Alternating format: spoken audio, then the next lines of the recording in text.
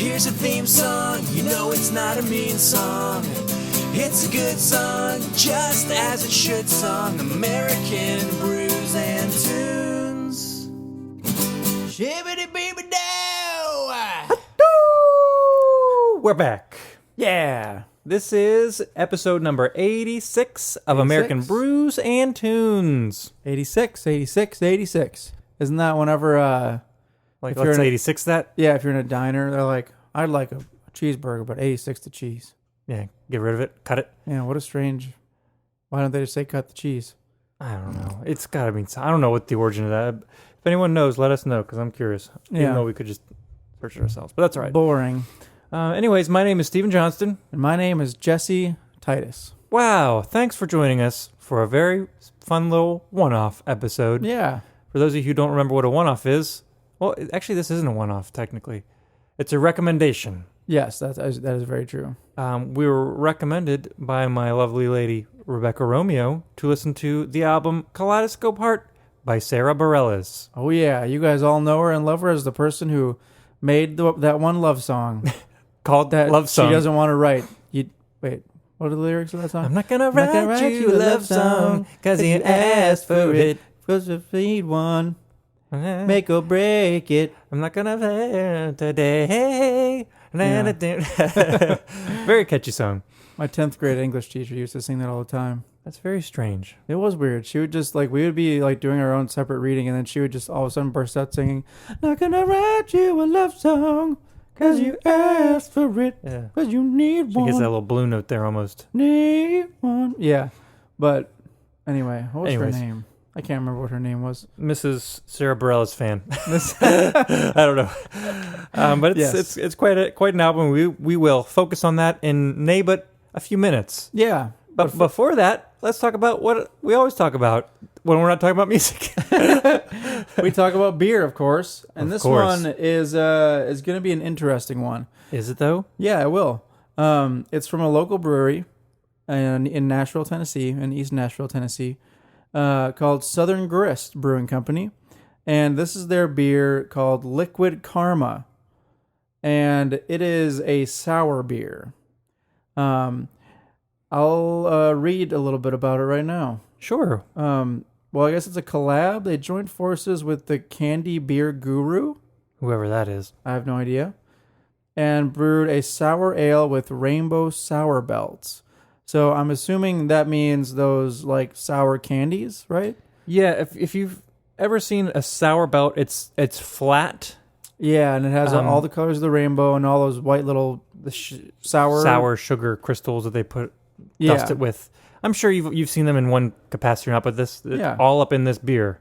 Yeah, and there's a moose on the front of the beer. Oh. And it's in a weird rainbow, reflective colors on it. Yeah. Looks pretty cool. What's the alcohol content on here? It is 10%. But Yeah, it was a mistake. it was a mistake. If you look at the can, the 10% is a sticker. Yeah, they've taped over the original percentage, which was 6? It was much lower. It might have even been 4. I can't remember. But I they kinda really either accidentally or intentionally made this higher gravity. Yeah, I don't they know. were like, whoops, we already printed the labels. Yeah, so they just corrected it. That's pretty crazy. Very crazy indeed. But we like Southern Grist. I think we've reviewed at least something from them. I'm pretty sure you've had a beer, one of their beers in the podcast. I think I've had a couple. I know I've had the Broken Nut and maybe another one or two. Yeah, Broken Nut, yeah. So yeah, let's crack this open and see what it looks like and see what it tastes like. Yes, that is exactly what we are going to do. The best sound in the world. Is it? One of the best. Yeah. The other best sound in the world is a fart. That's a good sound too. It's just this color, it looks like Mountain Dew. It kind of does look like Mountain Dew. It's real. It's It's not as neon yellow though. and it does. It kind of smells like sour ropes. Yeah, I wouldn't necessarily say Mountain Dew. I mean, it kind of looks like Mountain Dew a little bit. Yeah, it's a little duller. If I had to, I guess maybe it would be closer to mellow yellow. Yeah, I could see that. I guess Slightly duller yellow. If you put Sierra Mist into your Mountain Dew, maybe, I don't know. Yeah, But it smells tart. it really does. It does smell like the candy. Yeah, it's pretty weird. And I don't know Like, about you. It's pretty spot on. But in the head, I've got some little green particles. Really? Yeah. I wonder if that's because it was at the end of yours. Could be. Take a look at the top. Oh, yeah. Weird, I huh? don't have anything like that. Yeah. Probably. But I do have some sediment in mine, too. No, I see it now. And the sediment in mine is green. There are a coplay. Maybe there's little bits of candy in mine. I don't know. That could be. What say we give this a cheer and a try? Let's do it. As we always say on American Brews and Tunes, Shibidi-pee-poo-doo! Down the sour belt hatch. Ooh. That is quite tart. You might want to pucker up. But it does taste like the candy. That is really interesting and weird. Would you say it's true to the taste? True to the description? Yeah, I would say it is, yeah. From what I remember, I haven't eaten like a sour rope in a while. The last thing that I ate that was pretty similar is a Sour Patch Kid. Yeah. And that tastes like exactly like it if you were to liquefy it and make it cold in beer form. Yeah, that would be this. It tastes really good, actually. It's got a lot of really good flavors in it. I'm having a really, hard time really good, yeah. explaining it other than it really just tastes like it's tart and it tastes just like that candy. That's exactly what it tastes like. Like, it's weird. I keep getting little bits of this beer and it's just straight green out of the can. Sorry, I'm just pouring the rest in and it's just really green. Here, now that I poured the rest of it in, look at the top. It's just all green. It's like candy settlement. Is there any more in there? Maybe a drop or two. Or maybe not. I see it right there. I quite like this beer. It really doesn't taste like beer. It tastes like... No, it tastes like a liquefied sour rope. Yeah, I'm drinking candy right now. Literally. I'm not disappointed by that fact. I'm just drinking candy. And it does not taste like 10% either. No, it doesn't. It's very well hidden. Probably Like in a bad way. Yeah, definitely in a bad way. If you're sitting outside on a hot day, you could probably put quite a few of these back. Think about if you were to mix this with rainbow sherbet. Ooh. That would be really good. I might have to do that. It would be a sherbet rainbow float. To the max. Oh my I think I might try that sometime. Well, I don't know next time I'm going to see this beer, but yeah. like if you get a really good sour beer, like the Sour Monkey or something, and then put some sherbet, ooh, that sounds good. But specifically this beer, though, because This one it in particular literally tastes like candy. Yeah. It's so weird. They also have a Skittles one. It's called like Skit Hills. Skit Hills. And it tastes like Skittles. It's weird. Ooh. It's not as sour, but it does taste like the candy. Anyway, good beer. I'm enjoying it. I am too. Shall we move on to the album? Yeesh.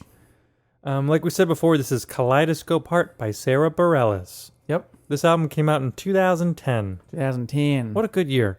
Yeah. Got out of high school that year. Yeah. Oh, finally. Other things happened. Other things happened, yeah. You know, the world continued from 2009. 2009, yep. Yeah. Anyway, Sara Bareilles is a singer-songwriter. She mainly focuses on the piano, but she does have some guitar, and you might be surprised. Surprised. Yeah. It's mostly piano-driven, but she definitely has like acoustic guitar mostly, and in this album anyway, a couple other things here and there. Other electric guitar licks every now and again. Yeah. I thought she was a music major. I was doing some research, and I just kind of assumed she was a music major. Yeah. Because she seems pretty proficient on the piano, and her writing style seems like it's learned of, I don't know, chord progressions that might be theory-based. But she was not. Oh, really? She was a communications major. She was in an a cappella group in college, but apparently she didn't think she was good enough to be a music major. Really? Yeah. Curious, huh? Well, you proved yourself wrong, Sara Bareilles. Yeah, you proved yourself very wrong. In case she's listening, you were wrong. Yeah. You are very wrong, Miss Lady. Yeah. I only really knew a handful of her songs before this. I only knew Love Song. I knew Love Song. And then Who Made You King of Anything? Yeah, that. Did you ever hear Brave? I wanna see you be brave. Yeah. Yeah. I always thought that was Katy Perry. It's got this very similar beat to the Roar song. Yeah, that's what it is. Okay. I think like chord wise and melodically is different, but Becca showed me a mashup of those two. Really? When you put the beats together, it kind of makes sense. Yeah, they came out months apart from each other too. Really? Yeah. That's probably where I got confused. Probably. Sara Bareilles released hers, and then it was like 4 or 5 months later, the Katy Perry one came out. So they were probably both on the radio at the same exact time too. Yeah. That's probably true. I also did know her from The Waitress, which was a musical. I don't know if it was on Broadway or not, but it was pretty big. Was it on TV or something? No, it was a musical. Like they made it into a movie eventually. Oh, okay. That did fairly well, but the play I think is still touring. She doesn't do it anymore because she's now back to her music. Yeah. But that's a pretty big undertaking, is doing that. Oh yeah, seriously. Oh right, she wrote the musical. It was a book originally, but she wrote all the music. She wrote all the music and stuff for the musical. Yeah, that's a huge undertaking. Yeah. But anyways, back to Kaleidoscope Heart. Yeah. This one, like I said, is her third studio album, and it debuted at number 1 on the Billboard 200. Wow. It was her first number 1 album, and it's pretty cool to have a debut at number 1.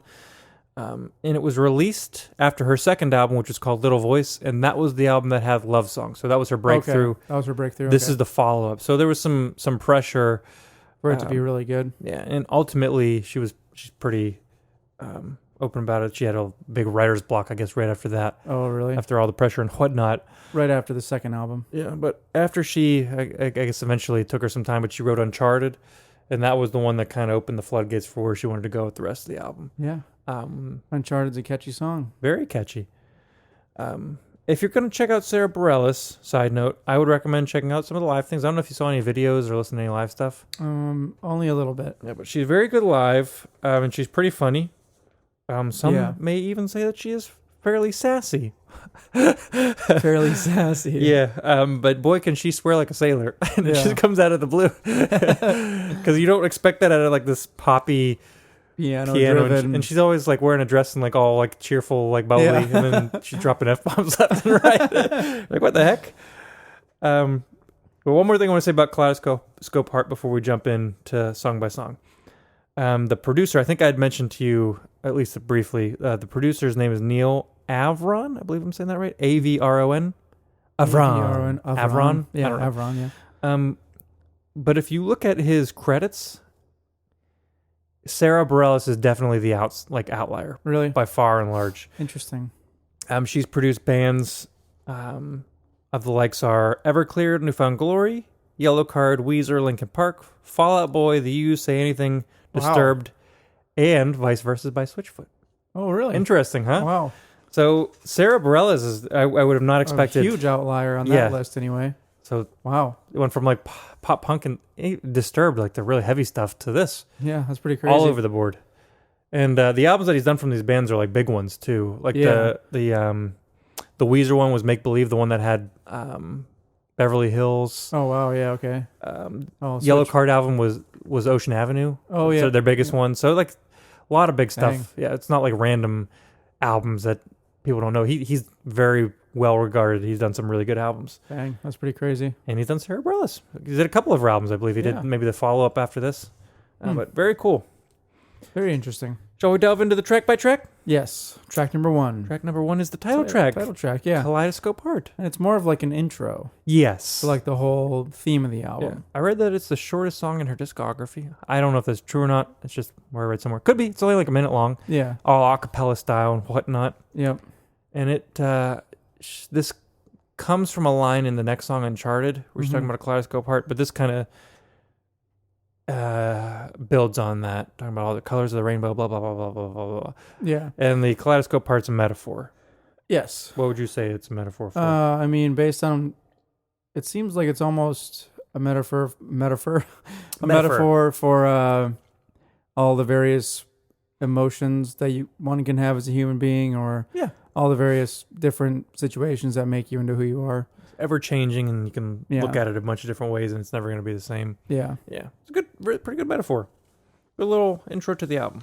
Yeah. Let's move on to track number 2, which is my first recommendation, Uncharted. And this song, I'm sure very intentionally starts out in the exact same key as the previous. Yeah. So it I have to leave you on that last chord. Kaleidoscope.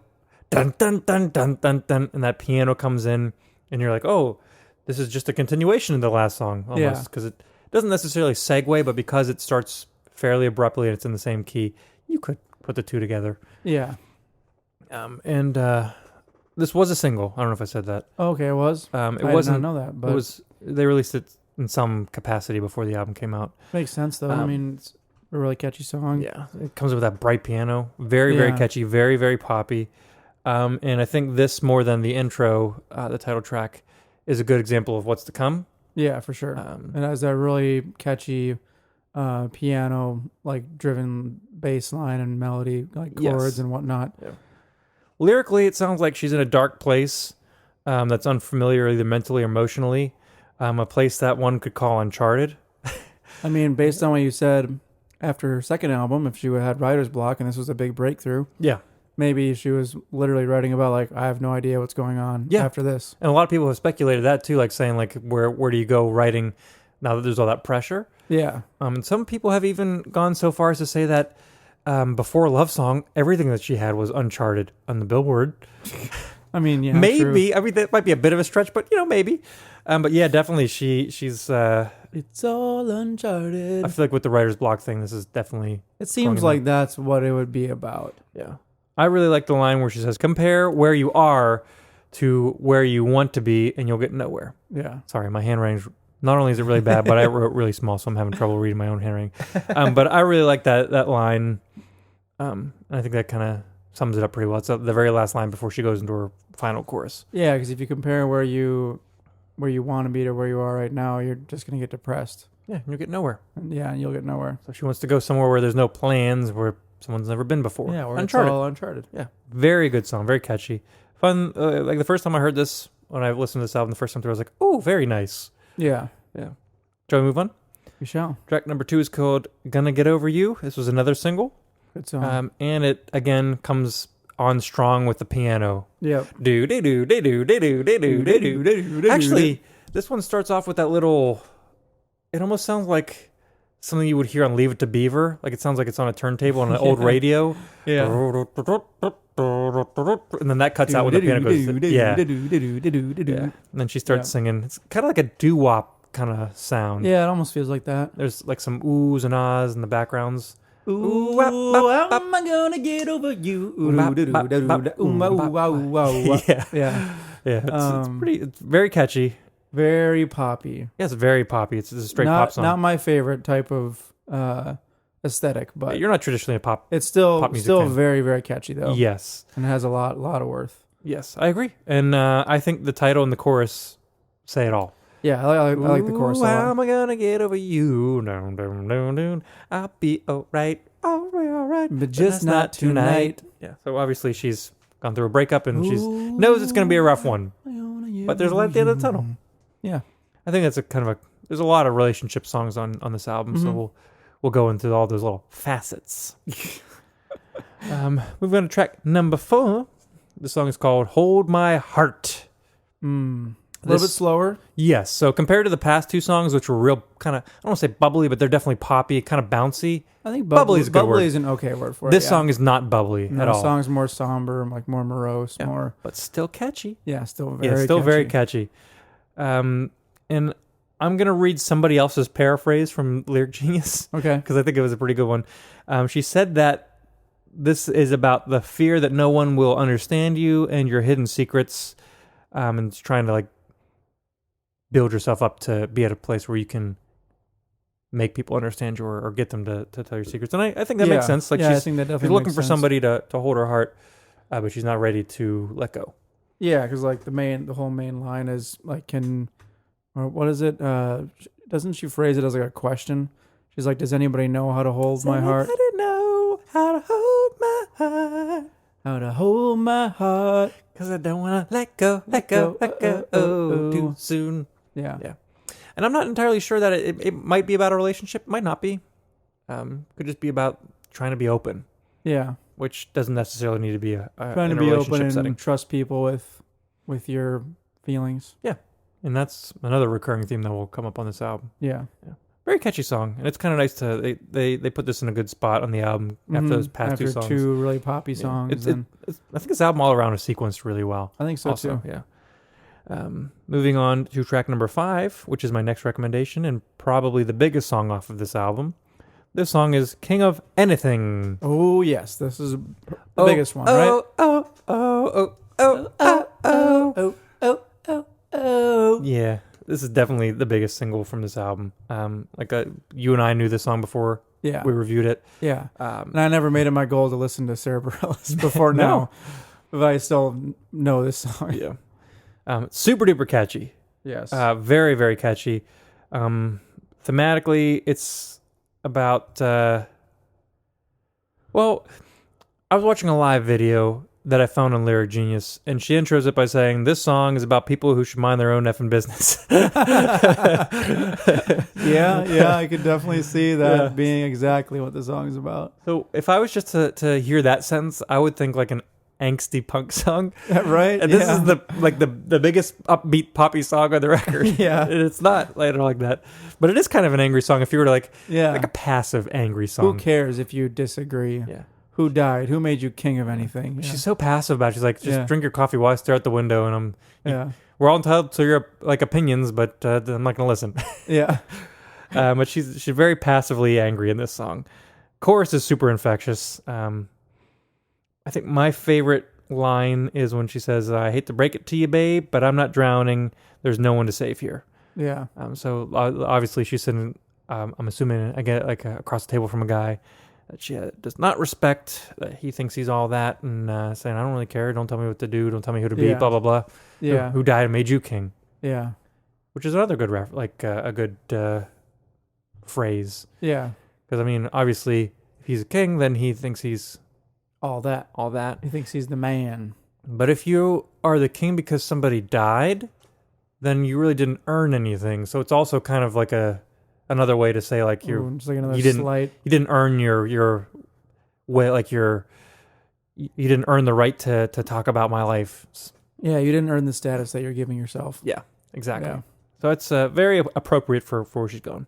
Yeah. Yeah, really good song. It's really Agreed. catchy. I dare anyone to listen to this song and not Not kind of bounce around. dance along. Yeah, for sure.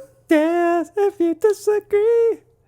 The first line, You are not me. the real high. Yeah. Cares? So cares if you disagree. Oh, oh, oh. I also saw another live video where she split the audience in half, Yeah. and she would have the first half say, "Oh, oh," and then the second half would go, "Oh, oh," and then, "Oh, oh, oh, oh, oh, oh, oh." And then she had them doing the background while she continued the song. That was pretty cool. Kind of reminded me of Ben Folds because he does some similar things. Yeah. But really cool. It's always fun when artists do that when you're at a live Yeah, show. she her like songwriting style does kind of remind me of Ben Folds too. Yeah. A little bit. Yeah. With not like the poppiness. Like They're Ben Folds poppy. is less poppy, but They play piano, they sing, and they play curse piano, a lot. they sing really well. They sing really well, and they write like amazingly catchy songs. Yeah. It'd be cool to see like a split or a duet record between the two of them. That actually would be pretty cool. Yeah, and then see them on tour when they're promoting it. Yeah. Maybe it'll happen. Maybe it Well, won't. Ben Folds and Sara Bareilles, there's your next album idea. You're welcome. Or what would it be called? Sarah Folds, Sara Folds or Ben Bareilles. That's- Ben Bareilles. Sarah Folds. That's the best. Bara Bareilles. Sarah Bareilles. Ben and Sarah. Send Bolds. Send Bolds. I don't I know. like that one too. I don't know. Piano time. Piano time is I was that. gonna try to think of something really clever, and it just couldn't think of anything. And then you just kind of muttered out piano time. Yeah, because like there's dueling pianos, but you can't do that. Yeah. What else? That'll be really cool. Hopefully it happens. If it doesn't, that's all right. Let's move on to track number 6. This song is called "Say You're Sorry." Say you're sorry. The song is bouncy again, but not as fast or poppy or upbeat as the last one, even though it is a bouncy, bubbly song. It's about knowing that a relationship is over, like it's going south, and the significant other also knows it's going south. But before she leaves, She just wants him to say he's sorry. just acknowledge that it takes two to tango. Yeah. Yep. Yeah. Really catchy song though. Very catchy. Say yeah, sorry. Yeah.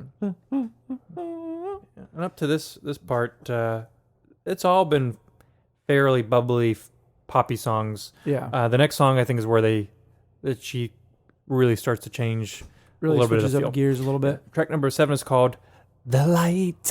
The light. She doesn't really do the ta. No, she doesn't. That's more of a Michelle Branch thing. She does, what's that song? Turn it inside out so I can see. Yeah. Listen to Michelle Branch and try not to hear that. Of me. Yeah. And it might just be that song, but oh boy, does she do it. What's the chorus on that song? Because you're everywhere to me. Very catchy song. It's you I see. Yeah. Anyways, The Light by Sara Bareilles, track number 7. It's the first slower song to show up on this album, and it won't be the last. I guarantee it. Nope. More of an emotional and somber feel, even though some of the others, like Hold My Heart, was a little bit more somber. This one is way more emotional, I'd say. Yeah, like more like not complacent. That's not the right word I'm looking for. I don't know. Yeah. That was the word that popped in my head, and then as I was saying it, I was like, "This is not how I should describe this song." Yeah, I wouldn't say complacent, but it's definitely slower, a little bit more piano driven, and her voice is really shining on this one, I think. Yeah. I read that this song could have religious undertones. I'm not entirely sure that I agree with that. Maybe not. Probably not. But it could. I mean, I can see how one could make the argument based on the lyrics, but I didn't do enough research on this. Someone said that they found a video where she said that, and I didn't find the video, so I don't know. Yeah. That's why I can say I'm not sure. Yeah. If it is, it is. Yeah. I mean, it could easily just be about wanting to go towards what's best for yourself. It seems like she was talking to someone saying they will trust what they say is best or whatever, you know? Yeah.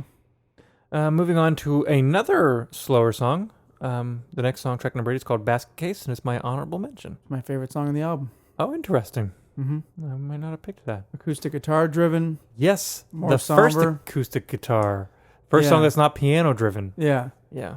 So this is, I think, the first big change of pace. She uses less of her like upper vocal range, and she kind of goes more down in the lower part of her range, which I think gives a really nice different timbre to her voice, and I think it sounds really good. I mean, she doesn't really hit. I mean, unless I'm remembering incorrectly, I don't think she hits any real high notes at all in this song. Yeah. Nope. Yeah. It's a really good song. It's about being a wreck emotionally about somebody else who's no longer in the picture. Yeah. And she has said in some interview or in her book that it's not about a relationship. It was about a platonic relationship. Oh, really? I might be remembering incorrectly, but I think it was a musician who she worked with who was just like a really good friend, and then they had a falling out. Something of those sorts. And again, I could be wrong, but I'm pretty sure I knew it wasn't about like a romantic relationship. Yeah. So that's kind of interesting too. Yeah, that really is. I'm just a basket case without you. Mm-hmm. I really like the bridge. Yeah. I Really. just, in general, like the chord choices in this song and Yeah. the whole feel of the song. The guitar sounds really good too. I don't know if it's either tuned lower or if it's an open tuning, but it sounds really nice. I It's think real warm it sounds sounding. like an open tuning. Yeah, it to could me. be. Very warm, rich sound on that guitar. Yeah. Moving on to the next song, which is my favorite song on the record and my last recommendation. It's called Let the Rain. Let the rain? Yes. Let the rain fall down in Africa. Let the rain fall down and I'm bad. Oh yeah, that's what I'm thinking of. Well, that's Hillary Duff, but Oh, we're not duffing it right now. we're not duffing about. This song starts My on name's not Homer guitar Simpson. again, Yes, it does. but instead of the strummed out chords like Basket Case, it's palm muted. Dun, Yep. dun, dun, dun, dun, dun, dun, dun, dun, dun, dun. So you're like, ooh, faster. Mm-hmm. Ooh. Then the drums come in. It's a lot more fun than Basket Case. That's not doesn't mean it's any better. It's just it's It's a little bit more more upbeat. bouncy. More upbeat. Definitely Yeah. more upbeat. Yeah, I think this song is about getting the confidence and courage to open up to others. Like, kind of, we're talking about wanting to like show your emotions on that, whatever that other song we're talking about. Yeah. I can't remember the top of my head. But I think this one is a little bit more about that. Mm-hmm. She uses the rain as a reference, like a metaphor for that a lot. Yeah. She's like, I want to darken the skies and the hung is out. But it's definitely a metaphor, I think, for her opening up. Yeah. But she also got the line where she's like, "I want to be enough," and I was like, every time I hear, it, I'm like, "Oh, you're probably enough. Don't be Yeah, sad." I know, right? Because it's real sad. Is this a song where it starts off where they're saying, "I wish I was pretty, I wish I was like, pretty, pretty enough," I or wish something? I was brave. Yeah, I was like, "You're probably pretty." You're probably brave. You wrote the song. Yeah, Yeah. But I think just writing the songs, but I mean, being even, open. Yeah, but I mean, even in that case, like that self-doubt or whatever else. I mean, even if other people view you differently, it doesn't really change how you view yourself. Yeah. But A lot of the times. she's putting her insecurities on the page here. Yeah. Yeah. Wearing her heart on her sleeve, as it were. Yeah, I'd say so. Really good song. I Agreed. really, really like this song. Same. Moving on to track number 10. The song's called Number 10. Machine Gun. None of the sounds, just the word machine gun. This song... This has a different feel to it as well. It's the first of two songs that I think really... A really interesting this whole feel on second it. half of the record, I think, has a lot of different feels. Starting with Basket Case on the acoustic guitar. I think this is where the album starts to go rogue, I guess is a good way to say it. It starts to go rogue. But this one has got another different feel. Not fast, it's not slow, somewhere in the middle. But it almost has like a more of like a flowy. minor like flowiness. It's not bouncy, it's flowy. Yeah. And there's this guitar tone that comes in, and it almost reminds me of that like underwater feel from Octopus's Garden by the Beatles. I mean, if you listen to the two, you say no, but that's the vibe I'm getting from it. Not like a clone sound, but I get that vibe for some reason. Yeah, it's very interesting. The guitar is very like not really saturated in reverb, but just enough to where like the reverb they have and like the flange they have kind of gives it. Well, it's not like flange; it's more of a tremolo. Yeah, maybe a slight chorus. I don't know. Yeah, but definitely a lot of verb on there. It sounds really like you said, flowy. Yeah, really good flowy song. I'm not entirely sure. I don't have any evidence to back this up, but according to Lyric Genius, this might have some implications towards critics, music critics who like to fire shots. Catch my drift. Put down your machine gun. Yeah, calm down, guys. Yeah, maybe throw away your pitchfork. It's called that because Pitchfork's an angry mob of people who don't like good music. Yeah, that's very true. Anyways, let's move on to track number 11. The song's called Not Alone. Not Alone. Another really different vibe song. Mm-hmm. This is the bluesy song. Yes. Weird song. For a second, I thought you were doing the ba-dum. No, this is not Pink Panther. But he's always alone too. But is he actually alone? Jacques Cousteau. Oh, Jacques Cousteau. Oui. Right. But this is an interesting song. Lyrically, it's a little darker and a little bit more metaphoric. Yeah. And the chorus gets more back to more of her like bouncy sound. Mm-hmm. But it's very short-lived, and you get back to that bluesy vibe. Yeah. It's the only song on this record that sounds like that. Yeah. Yeah, I would say that this song and the previous one, Machine Gun, are very unique in that way. Agreed. So we want to track number 12, the penultimate track. The song is called Breathe Again. Oh, yeah. This one's interesting. Some of the lyrics are interesting in this one. Yeah. This song's about, obviously, a post-breakup. Yeah.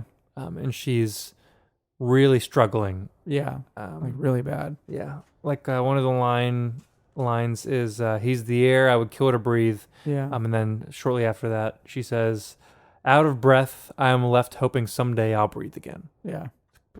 Quite a bit of a bummer, this song. Yeah. And again, on Lyric Genius, this is someone else who, I didn't check the citation, so it could be wrong, but they said that she was talking about this song, and she said by the time she finished the song, she was like, after she had finished writing it, she was like in tears. Really? Yeah, so I mean, obviously this one must have come from a real personal place. Yeah. Yeah, and you can definitely tell. It sounds like with the way she sings some of the lines, you can definitely tell that it like is very emotional for her. And this hits in that lower register too. Yeah. I'll breathe again. It's pretty breathy too. Like it's a pretty airy song.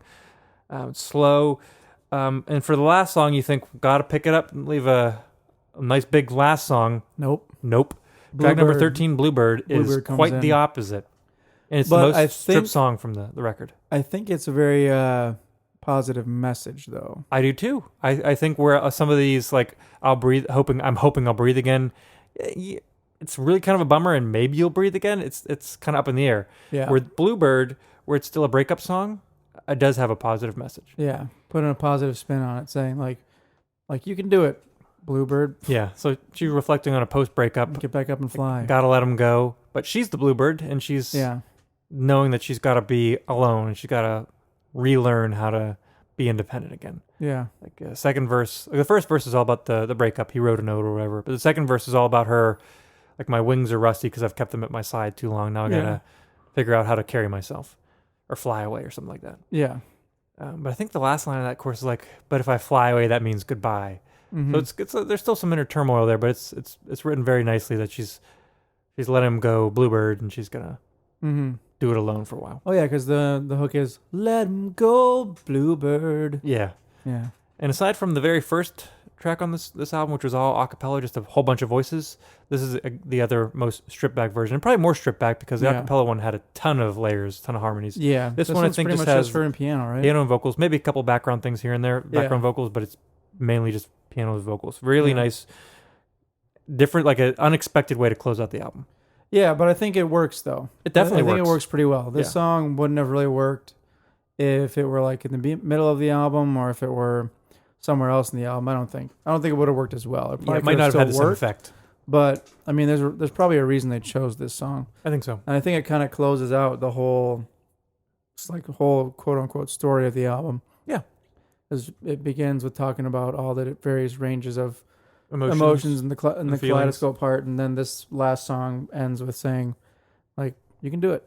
Yeah, like you'll get through it no matter what it is. Yeah, you're Bluebird. You flew before, and you're gonna do it again. And you're gosh darn cute, Bluebird. Bluebirds are nice. Yeah. Blue Jays? Blue Jays are not. Blue Jays are mean. Yeah. Blue Jays are very territorial. Yes. Yeah, they'll attack other birds that come close. There was one bird that attacked me. I don't think it was a blue jay, but I was running on a trail, and I must have gotten too close to their nest, and they flew and went, and like scratched my head with their feet. And I was like, God, get out of here. I got chased by a goose once. But it definitely had children that I got too close to. Oh yeah. Well, and it was hissing. It was creepy. Yeah, geese are weird, man. They hiss. Yeah. I had no idea. I thought they just went like ducks. We also got chased by a turkey, but we were in a car. It must have had a nest nearby that we couldn't see, but my mom was driving and the turkey was in the middle of the road. So she stopped and then like it started chasing, like running after the car, and she like put in reverse, like, I don't know what to do. Luckily, there was 2 ways to get out of our neighborhood, so we went out the other way. I don't know what to do. That's so funny. It was an angry turkey. Yeah. Maybe the turkey's like, I know Thanksgiving's right around the corner. I'm not going down. You jerks. You'll have to kill me first. Hopefully somebody did, because that thing was pecking at cars. That's so funny. Anyways, I was pretty happy with this album. I didn't know. I had a basic idea of what to expect. Same. Just because I knew those 2 songs before listening to this album. Yeah. Which makes sense. I was pleasantly surprised. Yeah. At how much I was like, oh, I like this. Like, it's really good. It is. I'd like to see you in concert sometime. Really well done songs. Really diverse sounding album. Yeah. Because when you come with someone who's just a piano player, sometimes you run the risk of maybe having everything sound the same. Yeah. But I think. But it was still Ben Folds does a similar thing where he really makes every song sound like have its own unique feel. Yeah. It's all very cohesive. All really well done. Yeah. It's a good album. Very good album. Very good album. Yeah. Worthy of that number 1 debut. Yeah. Yes. So check it out. Like I said, I'd really like to see her live in concert. I've heard she puts on a good show. Yeah. Anyways, I'm looking forward. Next week is a one-off. I'm not entirely sure what we're going to do for that. It'll be a surprise. But the following week is a repeating week. Yep. Episode 88. So for that, I'm going to recommend to you an album, which I'll recommend as soon as you tell me which album I'm going to listen to. Okay. The album that you're going to be listening to is one that I think you're going to be slightly ready for now. Oh, yeah? Yeah.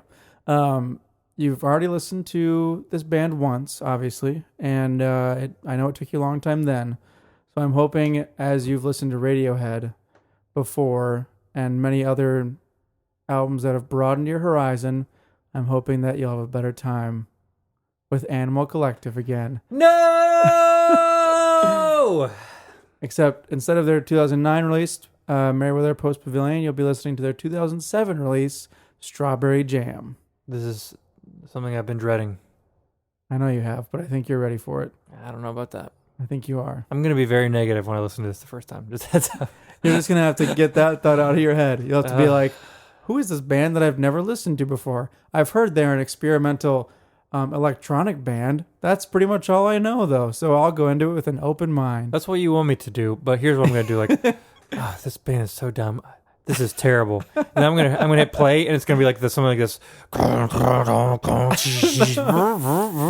like, oh my gosh, this is the worst day of my life. It actually starts off more like this. Exactly. I'm gonna be putting pencils in my ears. Maybe it'll warm up on me. I'm gonna give it a try, but I'm not gonna be happy about it. A piece bone. Well, you're torturing me with this. I'm gonna give you a delight of a record. Okay. Bayside. We're going back to Bayside. Okay. The album is Killing Time. You know at least one song off of this. Sick. Sick. Yeah. But this is probably my favorite of their one of my favorite of their records. Okay. If not my favorite. Okay. I think it's great. The only reason I didn't recommend it for you originally is because I think the other one, Walking Wounded, might have had some better. It was more. I don't know. It's more when they were bigger, more breakthrough-y. I think it had their biggest song on it, which was Duality. Okay. Yeah. So we're gonna come together. You're gonna have a fun album to review, and I'm gonna have that other one. You're gonna have a very fun album to review, Steve. It's gonna be something. It's gonna be great. So Without again, there's that no is episode 88. That'll be in 2 weeks, and next week will be A fun mystery 87, one-off. 87. A mystery one-off.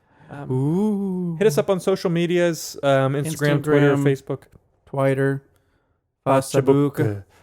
Just look up American Brews and Tunes. Yeah. Send us an email at americanbrewsandtunes@gmail.com. Yeah. Just hit us up if you want to say anything nice about the podcast or anything mean. Just say something because we want to see someone say something. We're desperate. No. If you want to make a recommendation, we obviously do that. That's what this episode was. Just let us know an album an album you love, hate, or indifferent to, anything in between. Doesn't really matter. We'll listen to it and we will review it. Yeah, we'll be honest. Yeah. We'll bring out the pitchforks if we need to. Except we're not going to write in a magazine called Pitchfork. No, we'll talk about it on this podcast. Metaphorical pitchforks, everybody. What are you thinking about this beer now that we're down to the last few drops? Tastes the same. It's really good. Yeah, this is a very tasty beer. I'd find more of this. If I'm looking for a bear that tastes like candy, like a sour candy, this is it. Yeah, it's tart, but it's not like ooh. I would definitely. It's definitely not like ooh. But it's kind of like when something's really sour, you're just like, tart.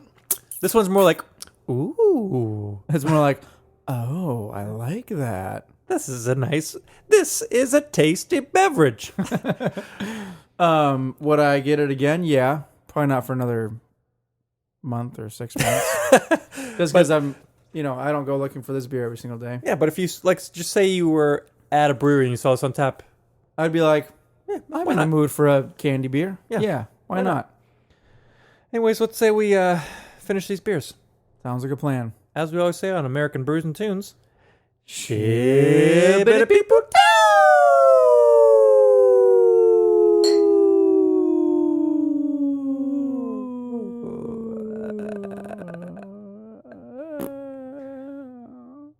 down the piano playing hatch. That was very tasty. Very good. Once again, my name is Stephen Johnston. Und I was going to say it in German. And my name is Jesse Titus. As the Germans would say, Jesse Titus. Und Mein Name ist Jesse Titus. Titus. You were Japanese. And my name is Jesse Titus. Not German at all. But they were buddies in World War II. So maybe if they would have won, maybe that's what we'd all be saying. Oh, maybe. Hey, the dark times. U.S. almost spoke German. Was almost a national language. That would be a good way. Well, I like English better. Oh, if we spoke German, It was I'd close. probably say, I like German. Ich liebe You'd German be like, better. What is this UK? Oh, terrible. Anyway, so thanks for joining us for this fun episode where we all speak English and not German. Yeah.